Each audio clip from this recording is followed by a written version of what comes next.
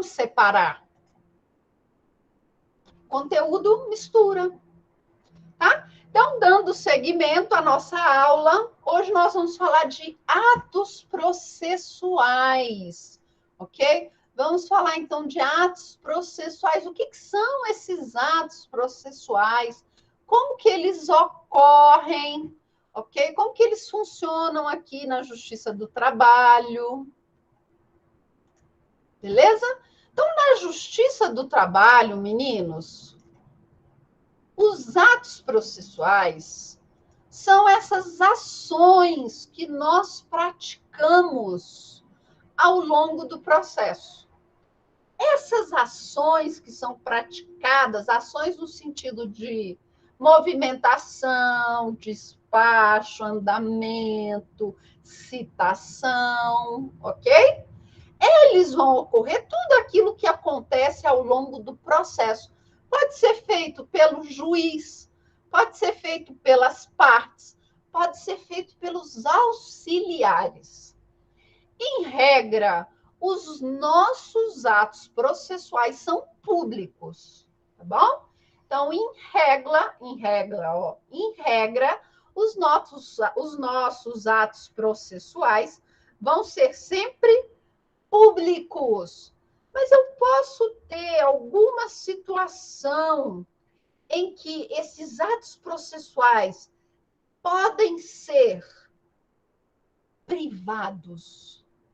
Não, vou pôr ainda, tá? Não, eu acho que eu já coloquei, não sei, mas eu vou ver, tá bom? Hoje eu ponho. Então, vamos lá. Existe alguma situação que vocês acham que os atos processuais poderão ser privados? Sim. Imagina uma trabalhadora que está acusando o chefe de assédio. Assédio. Imagina, tá? Ele mandou nudes para ela. Mandar os nudes, fazer o print da conversa do WhatsApp, não é uma prova? É. Aí vai estar lá o nudes. Essa matéria poderá ser pública? Você acha que os nudes poderão ser públicos? Não. O chefe colocou câmera no vestiário feminino e fez lá os vídeos das trabalhadoras trocando de roupa. Esse ato pode ser público? Não, precisa ser privado. Para quê? Para resguardar a integridade das pessoas envolvidas. Então, se o juiz entender que aquele ato tem que ser sigiloso, ele vai poder decretar o sigilo naquelas informações, ok? Mas, em regra, os nossos atos serão públicos. E qual o horário que nós praticaremos, ok? Praticaremos os atos processuais? Nos dias úteis, das 6 horas da manhã até as 20 horas da noite. É isso que está lá na nossa CLT. A CLT vai falar, então, que os nossos atos processuais, eles vão ocorrer, em regra, durante os dias úteis, das 6 da manhã às 20 horas da noite. Isso significa o quê? Eu posso pedir a penhora de uma conta no banco? Posso. Que horas essa penhora vai ocorrer? Ou esse pedido dessa penhora vai ocorrer? Nos dias úteis, das 6 da manhã às 20 horas da noite. Tá? E uma penhora? E uma penhora? Em regra, galera, isso aí vocês já devem ter visto lá em processo civil. Em regra, as nossas penhoras também ocorrerão nos dias úteis, das 6 horas da manhã às 20 horas da noite. O oficial de justiça, então, vai lá na casa da pessoa, bate na porta, 6 horas da manhã. Ding-dong, ding-dong, ding-dong. Aí a pessoa acorda, né? O que é isso? Quem está batendo na porta da minha casa às 6 horas da manhã? Só pode ser a PF, não é? Se é alguém que bate 6 horas da manhã porque alguma coisa não está legal, né? É o oficial de justiça. Tudo bem? É o senhor fulano de tal? É, eu vim aqui penhorar o seu carro, tá? Vim aqui penhorar o seu carro, porque ó, o senhor está aqui nesse processo, o juiz já determinou a penhora do seu carro para pagar a dívida trabalhista, eu vim aqui penhorar. Pode. Então, a penhora ela também vai ocorrer, em regra, nos dias úteis, das 6 horas da manhã às 20 horas. A penhora pode ocorrer no fim de semana ou no feriado? E aí? Pergunto para vocês, vocês acham que a penhora pode ocorrer no fim de semana ou no feriado? Pode, galera, mas desse seja um caso motivado. Digamos o seguinte: o oficial de justiça está atrás da pessoa para penhorar o carro dela. Segunda-feira, ele passou lá na porta, 6 horas da manhã, nada do carro. Na terça-feira, nada do carro. Na quarta-feira, nada do carro.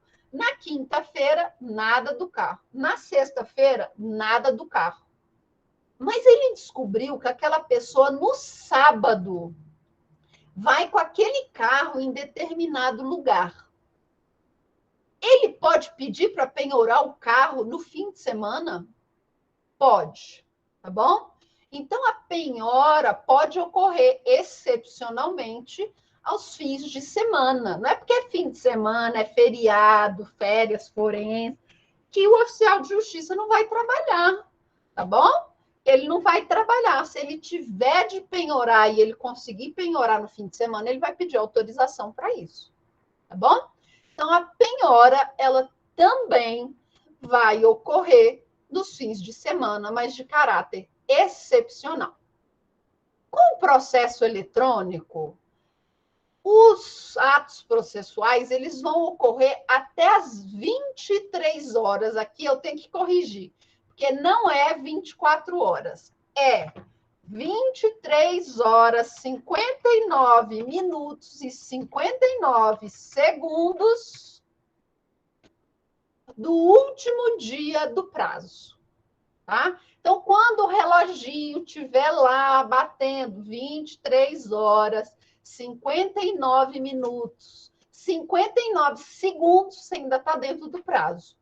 Passou um segundo, deu 24, acabou o prazo, tá? Então, o processo eletrônico, ele vai durar até o fim do dia. Eu estava até comentando isso, né, com os meus colegas, eu odiava o PJE. Quando o PJE foi criado, pense numa pessoa que não gostava do PJE. Claro, primeiro é um problema, né? Tecnologia.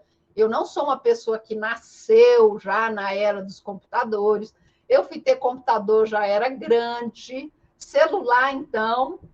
Então, e eu achava que não tinha nada mais lindo do que pegar aqueles processos, não sei quantos volumes, e ficar passando aquele processo e aquele cheiro de mofo, de folha. Eu achava aquilo ali a melhor coisa do mundo. Então, quando o PJE começou, eu fiquei um pouco chateada, tá? Chateada. Gostava de ir ao fórum, era aquele negócio ir lá no drive para levar o papel, para carimbar, aquela coisa toda, e você tinha que correr porque a vara fechava às 7 horas da noite, e às vezes você estava no último dia do prazo, às vezes você tinha que mandar fax. Era um negócio de louco. Fax, gente. Fax. Ainda existe peticionamento via fax. Então, eu achava aquilo assim, chegou o PJE odiando, né? Hoje eu sou a maior defensora do PJE, da face da terra. PJE é o melhor sistema que tem. Vocês vão ver, quem ainda não faz estágio, mas quem já trabalha em escritório, que mexe com o PJE é uma mão na roda. O PJE veio para ficar e não vai acabar. Tá? Além de ser algo ambientalmente positivo, não é? Ambientalmente positivo, ele te permite ficar em determinado lugar e advogar, e você não precisa se deslocar mais para a audiência e tudo vai. Reginaldo diz que prefere o Projude. Reginaldo, olha, eu já estou tão habituada com o PJE que qualquer outro fórum que usa outro sistema, eu acho ruim. Você acredita? Eu usei o Projude algumas vezes no sistema de Goiás. E eu ficava sempre na dúvida, porque eu usava mais o PJE e eu precisava usar o Projude e eu não sabia como era. E eu, gente, cadê meu certificado digital? Cadê minha senha? Eu não precisava de certificado digital, porque era uma senha, era não sei o quê, de não sei o quê. Mas, assim, até o Projude, não é? Até essas outras plataformas jurídicas, o Amapá tem uma muito legal, que é o Tucujures. Essas plataformas vieram para ficar. E elas permitem uma maior liberdade para o advogado. Porque às vezes eu preciso peticionar um processo que eu estou fazendo o dia inteiro. Imagina, eu tenho que sair do meu escritório, ir até o fórum, estacionar, aí levar aquilo ali impresso, 2 cópias, leva lá. Mas aí se acontece alguma coisa no meio do caminho, um acidente, eu me atraso, eu vou perder o meu prazo? Agora, com o sistema eletrônico, né? E aqui eu me refiro a todos, eu tenho até o fim do dia para fazer peticionamento. Quantas vezes eu fiz peticionamento depois de aula? Quantas vezes eu fiz peticionamento no sábado e domingo? Que são os dias que eu normalmente, que eu também trabalho, sábado e domingo, né? Nós todos, não dá para ficar, né, achando que vai trabalhar só de segunda a sexta, não é? Acho que vai trabalhar, não, né? Você troca um trabalho de segunda a sexta por 24 horas, por 7 dias da semana, não é assim? Então, quantas vezes eu cheguei no fim de semana e peticionei? Eu não conseguiria fazer isso no sistema eletrônico, no sistema presencial, ok? Então, o processo eletrônico ele vai ter como prazo final 23 horas, 59 minutos e 59 segundos do último dia dos prazos, tá? Ok? Nós vamos falar do último dia do prazo e aí nós vamos fazer essas contas para vocês saberem qual é o momento ali, o último dia do prazo.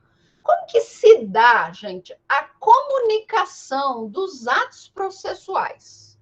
Imagine que um juiz precisa de uma informação que está em outro lugar.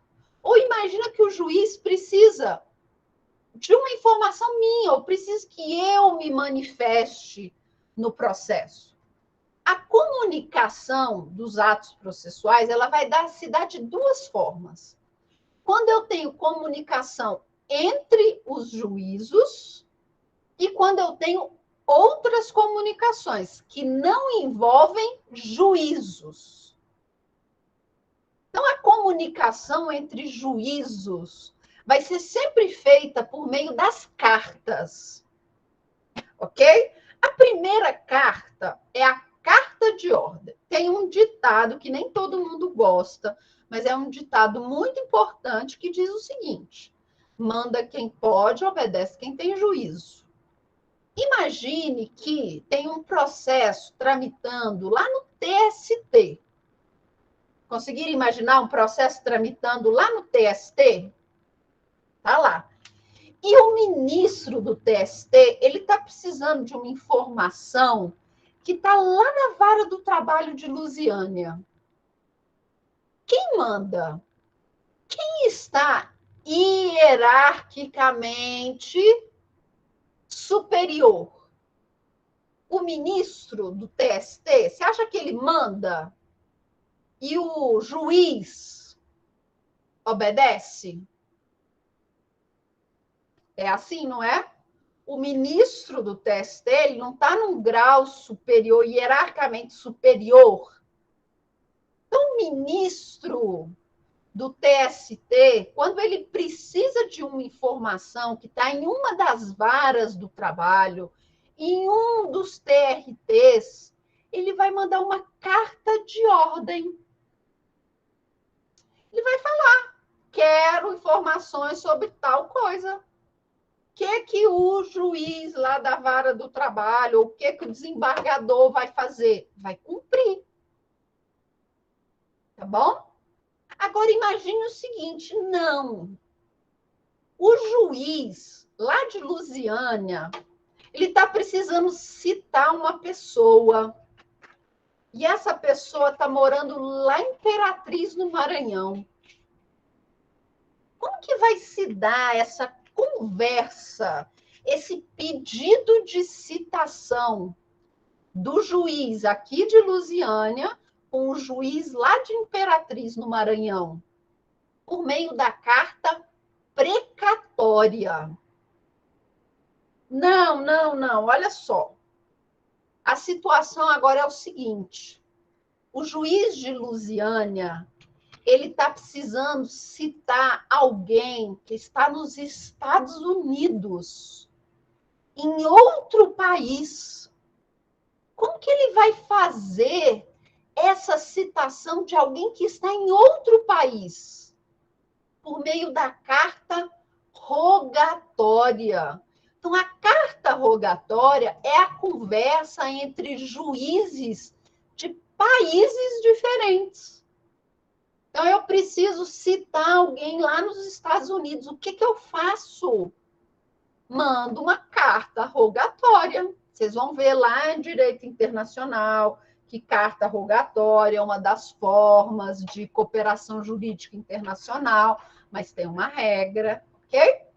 E, por fim, nós vamos ter a carta arbitral. É quando o árbitro de determinada demanda, ele precisa de informações que estão em juízo. Ele vai pedir essas informações em juízo. Então, o árbitro, ele vai pedir informações. Tá? Ele vai pedir essas informações. E ele vai fazer isso, então, por meio da carta arbitral. Combinado? Alguma dúvida entre carta de ordem, carta precatória, carta rogatória e carta arbitral? E se o juiz quiser conversar comigo? Eu sou juízo? Não. Eu sou uma pessoa comum. Ele quer conversar comigo, ele quer me trazer para um processo. Como que o juiz vai conversar com outras pessoas? Por meio da citação, da intimação ou da notificação. Ok? O que é citação? O que é citação, galera?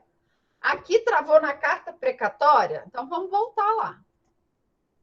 Carta precatória, então você viu a carta de ordem, é aquela carta que vai vir sempre de um superior hierárquico para o inferior hierárquico. Então, o Tribunal Regional do Trabalho quer mandar uma informação para uma das varas do trabalho, subordinada a ele. Carta de ordem. Tá? Mas eu quero conversar dois órgãos distintos. É o TRT, que quer uma informação, o TRT aqui do Goiás, que quer uma informação que é lá do TRT do Rio Grande do Norte. Carta precatória. Ok? Então, a carta precatória é a comunicação entre juízos de lugares distintos. Não tem a ver com uma carta hierarquicamente superior para inferior. Tá? Carta rogatória, eu preciso citar alguém, por exemplo, que está lá nos Estados Unidos. Quero citar alguém que está nos Estados Unidos. Esses dias um aluno me perguntou sobre uma pessoa que está no Canadá. Como que faz para citar uma pessoa que está no Canadá? Carta rogatória. Ok? Carta rogatória. Beleza? Então, a carta rogatória é a comunicação entre juízos de países diferentes. E a carta arbitral é a conversa do árbitro Vocês vão ver, ou se já viram, lei da arbitragem, é quando eu escolho uma terceira pessoa, que não é o Poder Judiciário, para julgar determinada situação. Eu vou escolher, então, uma pessoa que tenha muito conhecimento naquela área. E aí eu vou pedir para essa pessoa que tem muito conhecimento, que é imparcial, para que essa pessoa decida aquele caso para mim. Tá bom? É um árbitro. E o árbitro, ele precisa de uma informação que está em um processo judicial, por exemplo. Como que esse árbitro vai conversar com o juiz, o ministro, o desembargador? Como? Por meio da carta arbitral. E aí eu disse o seguinte, Ariadne, e se o juiz quiser conversar comigo? E se ele quiser que eu faça parte de um processo?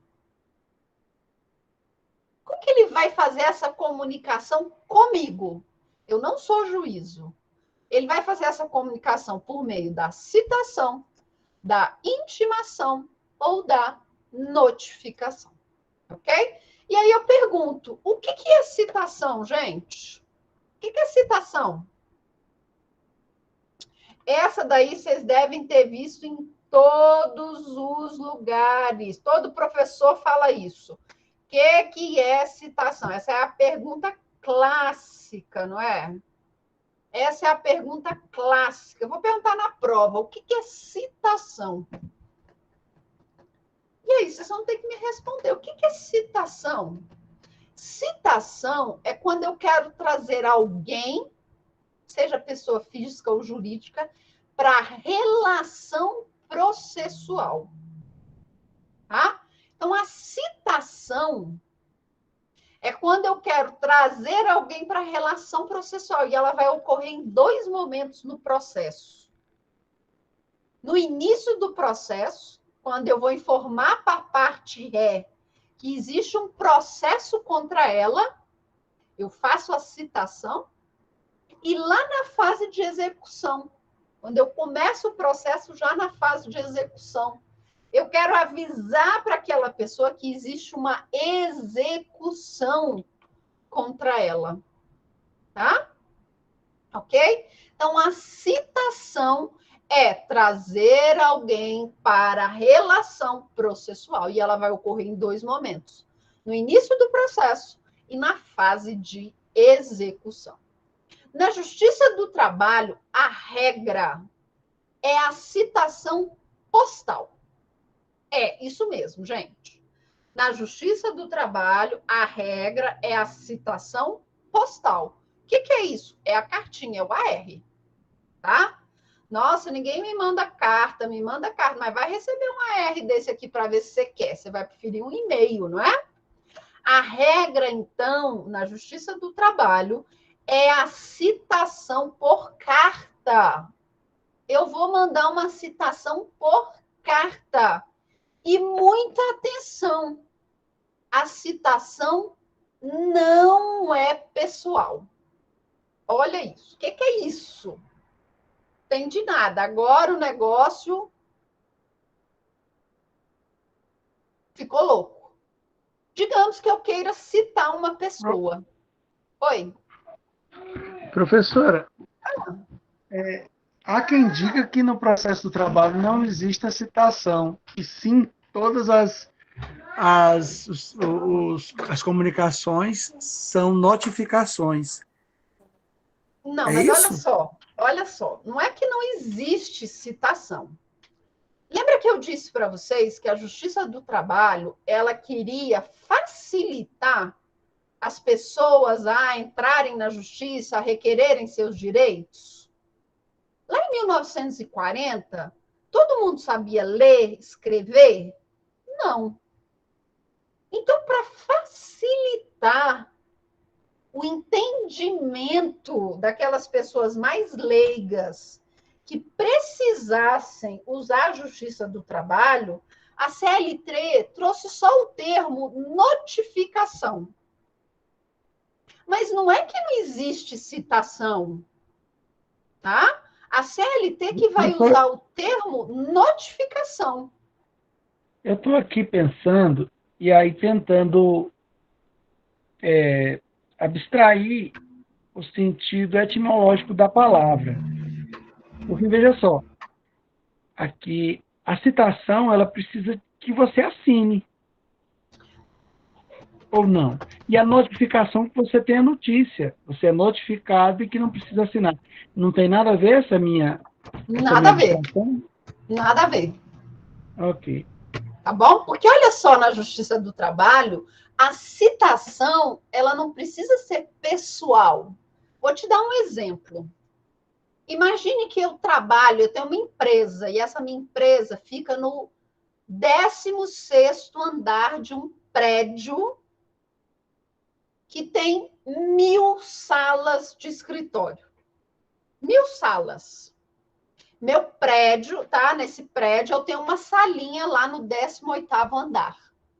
Chegou a citação e o rapaz lá da recepção, sabe o porteiro lá que fica quando você vai no prédio, a pessoa, seu nome? Aí você fala o nome, que sala que você vai? Vou lá na sala 1801. Ah, vai lá na doutora Carol. Tá bom, pode ir. Sabe aquele rapaz que fica recebendo o nome? Ele recebeu a carta do AR. Eu estou citada? Estou. Ele esqueceu de colocar na caixinha do correio. Eu estou citada? Estou. Tá? A citação aqui na Justiça do Trabalho, ela não é pessoal. Qualquer pessoa daquele endereço que eu fornecer, qualquer pessoa que receber aquela cartinha, sendo maior de 18 anos, eu vou ser considerada citada? Vou. Vou. Sabia disso, Clemilson? Pois é.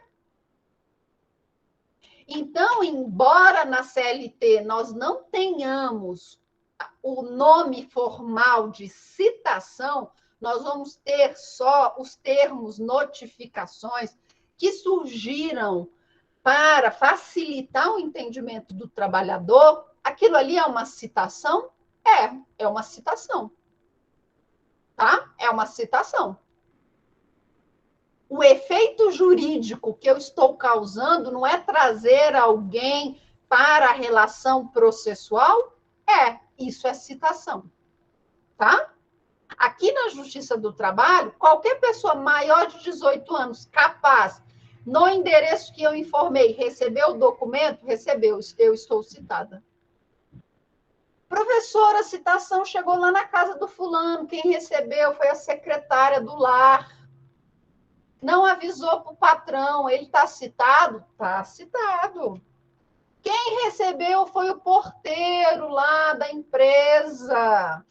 Ele está citado, a empresa está citada? Está citada. Está citada. Tá bom?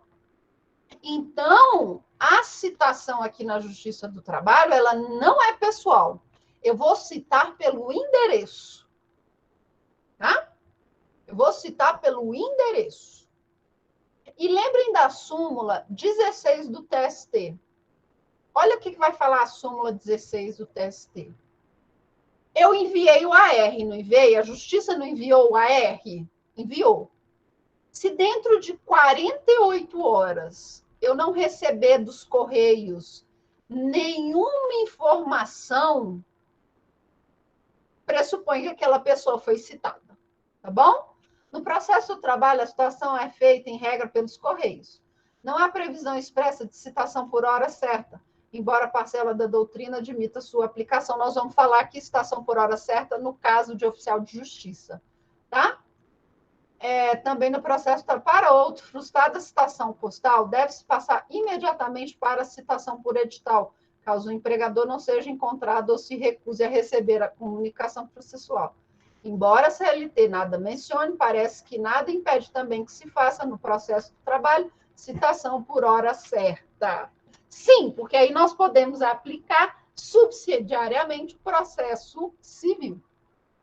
Mas olha só, A regra aqui na Justiça do Trabalho vai ser sempre a citação por carta, a citação por AR, pelos Correios. A Justiça mandou a citação por um endereço tal, bonitinho. Se dentro de 48 horas a vara que enviou a citação não receber nenhuma informação de que aquela pessoa mudou, que aquela pessoa não reside ali mais, nós temos, então, a previsão de que a pessoa foi citada, ok? Eu vou falar isso de novo lá na frente, tá? Mas vamos lá, ok? Aqui, então, é uma presunção relativa da citação. Gente, olha só, estou tentando citar alguém. O endereço, a pessoa vai lá, o correio, né? O carteiro. Olha, essa pessoa não mora aqui mais, não. Tá. Aí você pede para citar em outro endereço. Ah, essa pessoa não mora aqui mais, não. Ah, olha só, você vai lá e manda em todos os endereços que constam na Receita Federal, no banco, no Detran, tudo. É tudo o mesmo lugar. Fulano mora naquele lugar. Você manda mais uma vez, ah, não mora aqui, não, mudou. Você pode pedir a citação por edital? Pode, tá? Mas veja só, gente, a citação por edital pressupõe o rito do procedimento, tá? No rito sumaríssimo, não cabe citação por edital, tá? Atenção para isso. No rito sumaríssimo, não cabe citação por edital, tá? Não cabe, ok? Então, eu vou poder fazer a citação por edital? Vou. Quando? Quando o réu não foi encontrado em lugar nenhum, ou quando o juízo entender que aquela pessoa está criando embaraços para não ser citada. Tá bom? Para não ser citado. E na fase de execução, eu posso citar por edital? Tá? E aí, na fase de execução, eu posso citar por edital? O artigo 880 da CLT vai falar o seguinte. Deixa eu abrir aqui para vocês. Requerida a execução, o juiz ou presidente do tribunal mandará expedir mandado de citação do executado, a fim de que cumpra a decisão ou acordo no prazo, tá? Pelo modo e as condições combinadas estabelecidas. Parará, parará, parará. Se o executado, procurado por 2 vezes no espaço de 48 horas, não for encontrado, far-se-á a citação por edital. Tá bom? Então, na Justiça do Trabalho, eu posso citar por edital na fase de execução? Sim. Se eu fui lá 2 vezes os Correios, não é? Os Correios foram lá 2 vezes no intervalo de 48 horas, não achou aquela pessoa ou quem pudesse assinar por aquela pessoa, nós podemos fazer a citação via edital, tá? A citação também pode ser por oficial de justiça? Sim, mas quando nós tivermos envolvidos os entes da União, dos estados, do município e do Ministério Público do Trabalho, eu também vou poder usar o oficial de justiça lá na fase de execução. Por fim, nós vamos ter a citação por meio eletrônico. Algumas entidades já estão cadastradas no PJE para receber citações, tá bom? Para receber, então, citações. E aí, nesse caso, eu vou fazer a citação direto no processo eletrônico, tá? Então, vamos lá. O que é citação? Citação é aquele momento processual, é aquele ato processual em que eu vou trazer alguém para fazer parte da relação processual. Isso vai ocorrer em 2 momentos. Logo no início do processo, quando eu chamo a parte ré para fazer parte no processo, primeira vez, e também lá na fase de execução, quando eu vou chamar a parte ré para fazer parte daquela execução. Eu vou chamar o executado. Todas as demais formas aqui na Justiça do Trabalho vão ser intimações. E a regra hoje é a intimação via PJE, é a intimação eletrônica. Se aquela pessoa, né, aquela parte, tem um advogado constituído nos autos, esse advogado vai receber as intimações eletrônicas via PJE, tá bom? Caso contrário, ele vai receber também, caso contrário, não, ele também vai receber via diário oficial, então você vai receber aquelas notificações lá que você, quando você passa na OAB, eles já te cadastram para você receber, tá bom? As notificações, tá bom? As notificações lá no push, então você vai receber já o push dos seus processos, tá? Então, também vai publicar lá no Diário Oficial, ok? E quando você tem mais de um advogado, e aí?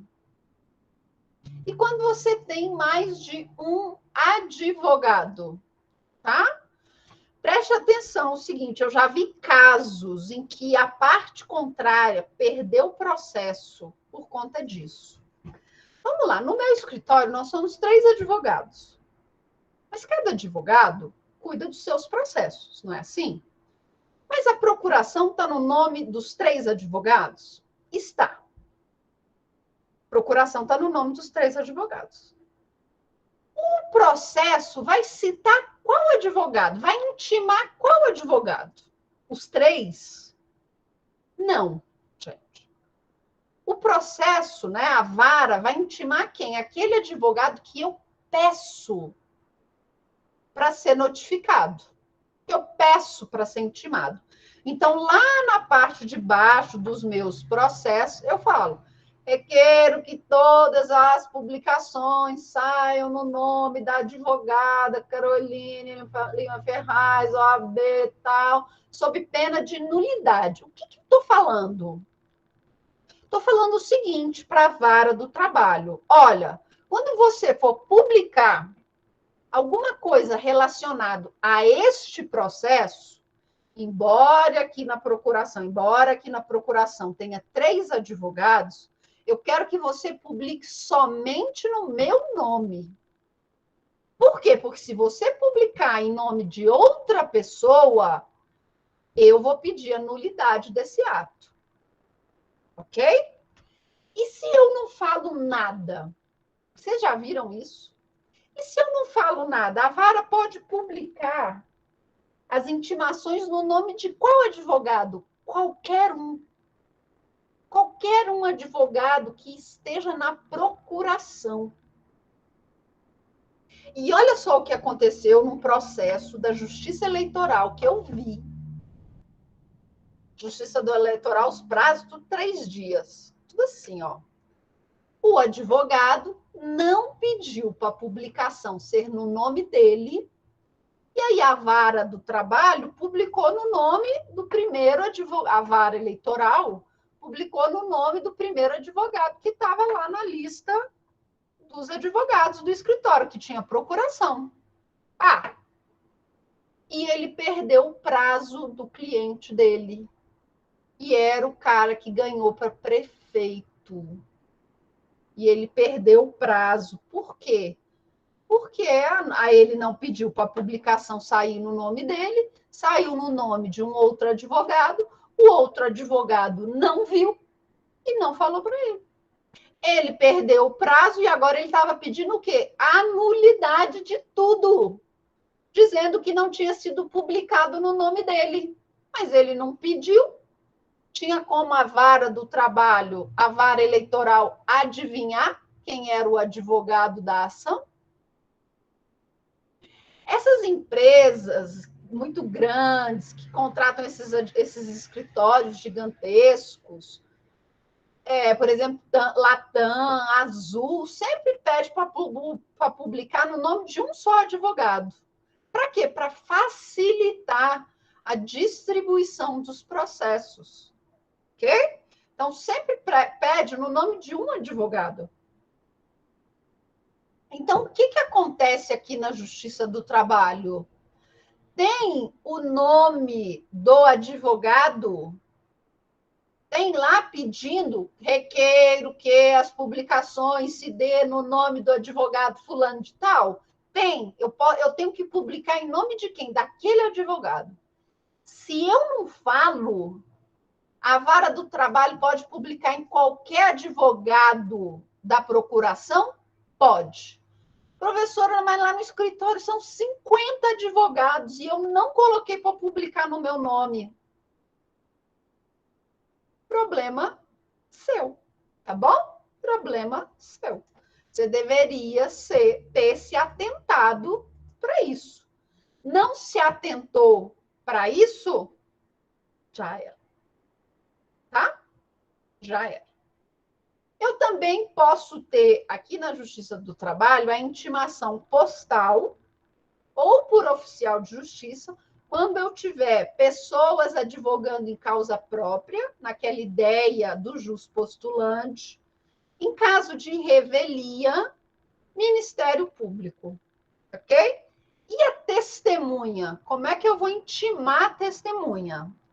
A testemunha, nós vamos observar aquela regra do 455 do Código de Processo Civil. O que diz o 455 do Código de Processo Civil? Eu, como advogado, preciso informar as minhas testemunhas de que naquele dia, naquela hora, em tal horário, vai ter audiência. Então, eu preciso fazer isso. E aí eu informo nos autos que eu informei os meus testemunhos. Então, vou lá nos autos com a cópia do e-mail, tá? Informo que fulano de tal foi citado, foi intimado para comparecer como testemunha nesse processo. Beleza? Beleza. Se a testemunha não aparecer, eu posso pedir uma nova audiência ou a condução coercitiva dessa testemunha? Posso. Mas e se eu não fizer nada? Se eu não informar no processo que eu intimei a minha testemunha, se eu não fizer nada e a minha testemunha simplesmente não aparecer, e aí? Já era, perdi, tá bom? Perdi. O juiz não vai escutar, não vai ouvir aquela minha testemunha, tá bom? Nem naquela audiência que a pessoa faltou, nem em outra audiência. E, por fim, a intimação, ela também vai ocorrer, tá bom? Nas nossas audiências, ok? As nossas, então, intimações também vão poder ocorrer nas nossas audiências, tá? Vamos falar um pouquinho de prazos processuais? Tá? Vamos falar de prazos processuais? Os prazos processuais podem ser legais, judiciais ou convencionais. Prazos legais, aqueles que estão na lei. Prazos judiciais, aqueles que o Poder Judiciário estabelece. E prazos convencionais, aqueles que são escolhidos pelas partes. As partes criam seu próprio prazo, tá? Nós vamos ter aqueles que nós chamamos de prazos peremptórios, que não podem ser alterados, tá? Não podem ser alterados, ok? Pela vontade das partes. Podemos sim. Vocês querem fazer um intervalozinho? Ou, na verdade, eu vou deixar para falar de prazos na aula que vem. Sabe por quê? Porque nós vamos falar de contagem de prazos, eu quero trazer aqui umas situações jurídicas. Então, na hora que eu começar, eu não quero parar. Então, gente, na próxima aula, nós começamos, então, a falar dos prazos processuais. Pode ser? E aí eu falo numa toada só. Oi? Esse material que a senhora está aplicando, a senhora já botou lá no link, na página? Só esse aqui que eu vou ver se eu coloquei, mas todos os outros, sim. Tá? É porque esse eu estava querendo acompanhar aqui baixado, mas eu não consegui. Eu vou colocar colocar, não se preocupa não, eu coloco ainda hoje. Só o áudio que demora um pouquinho mais. Tá? Mas esse material eu vou colocar para vocês lá na nossa sala de aula. Tá? Se eu já não coloquei, eu vou colocar. Mas eu sei que da aula do sábado que nós fizemos, já está lá no nosso... Não, de sábado já está. Já está Tá? sim. Olha só, está lá no material de... Não, eu vou colocar. Pode deixar que eu vou colocar na unidade 4, tá bom? Essa aula de hoje. E aí eu coloco também prazos processuais, que aí vocês também já voltamos. Não, Etevaldo, só semana que vem, tá bom? Só semana que vem, porque aí eu vou começar prazo processual e eu vou até o final. Combinado? Pode ser assim? Eu vou numa toada só. Faço umas situações jurídicas e aí nós vamos discutir prazo o tempo todo. Tá bom? Então, pessoal, um beijo para todos vocês. Eu vou colocar